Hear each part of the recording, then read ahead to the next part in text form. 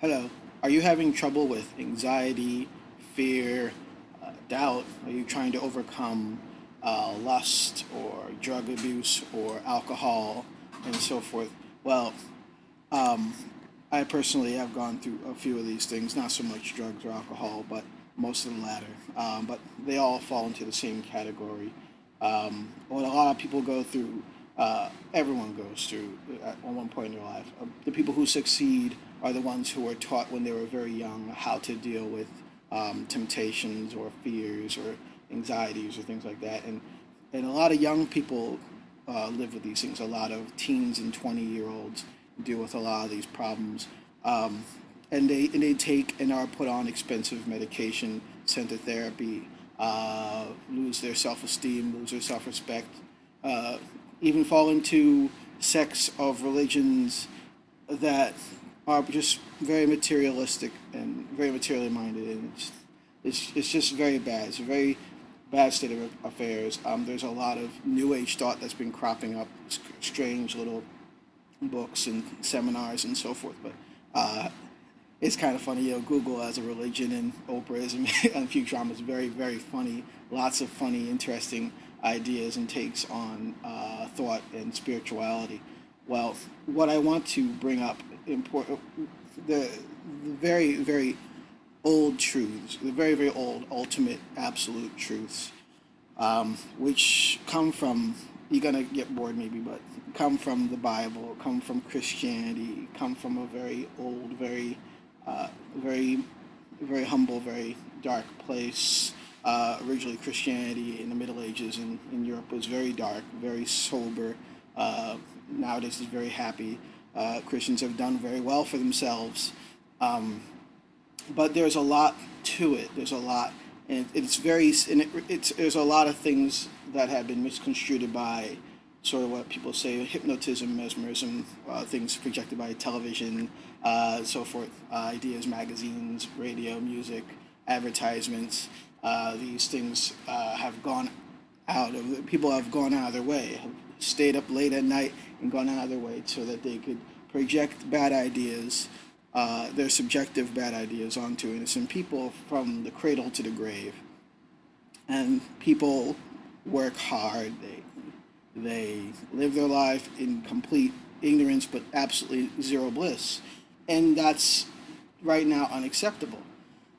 It in some ways, it takes a long time for truths to be exposed. Inhumanities and cruelties throughout the years took many, many years, but that's beside the point. Not terribly beside the point, but let's bring things up to speed. Let's bring things up to now. You can have all these great things right now. I don't want to say any more that sounds so familiar from other, like, some strange health, self-help, or things like that. These teachings are based in Christian Science in the book Science and Health by Mary Baker Eddy. A woman in her time having and creating a lasting religion is absolutely unheard of, and it was done near the beginning of the. It was created, and the book was published, and the church is established around the turn from the 19th to the 20th century. She's established a church. She's created a book and a format based from the Old Testament, New Testament to live by, not just live by, but to think by, and thinking rather not so much what's been projected onto you, rather not even thought control, because we're going to go into that, and it's really literally about protecting yourself and understanding your objective being, which versus the subjective state of the Antichrist or mortal mind or hypnotism or animal magnetism projected by willfulness. Now, what I'm going to do today is I'm going to tell you the things that are not said in Christian Science churches, are not projected, which should be told to students, which should be understood so that they can turn evil over, so that in their own walk of life they can turn evil over. And this is not just for people who study Christian Science, but it's for anyone who's alive in America, anyone who's alive in the world, dealing with things that dealing with situations, material subjugation that they'd like to not have on themselves.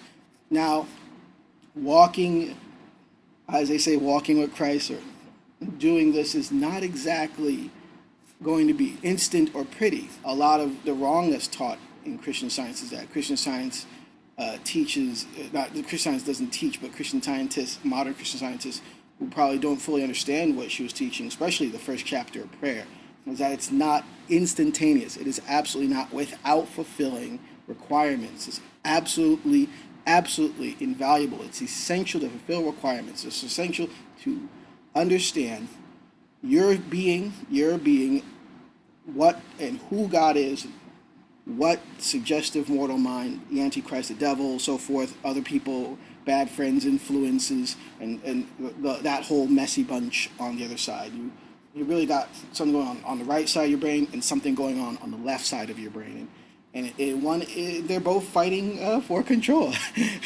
But God doesn't fight because it's will versus grace, and God being grace and will being just about every other idea, fighting for ad space or a living space in your own thinking.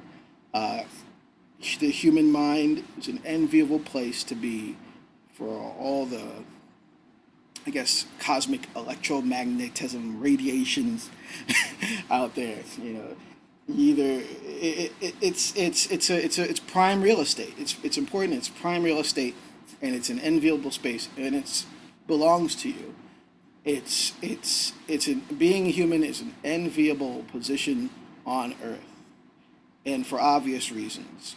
Walking upright, equilibrium, speaking, thinking, doing, creating, inspiration, objective thinking is the preservation of man, and not just the preservation of man, but the preservation of America itself. It's the thing it's the thing. It's the only thing that's ever given us an edge in this in the entire existence of this country.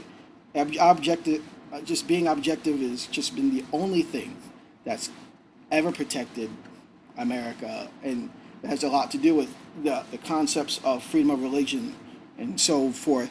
Because of freedom of religion, you get freedom of thought, freedom of mind. It's the complete breaking of the curse of passions and opinions with everything that happens on the other side of the world, that other half of Pangea, that strange place, that checkered area of different races and religions and nations and people, that weird, odd place that between Africa, Europe to Eurasia, out to the edge of Japan. It's a creepy existence, and I don't mind saying it because a lot of this is not going to be PC, because to understand yourself, you cannot be bound by human rules. You absolutely must break anything that seems to impose itself upon you that just feels weird or wrong or makes you feel nervous or uncomfortable, because especially for teenagers,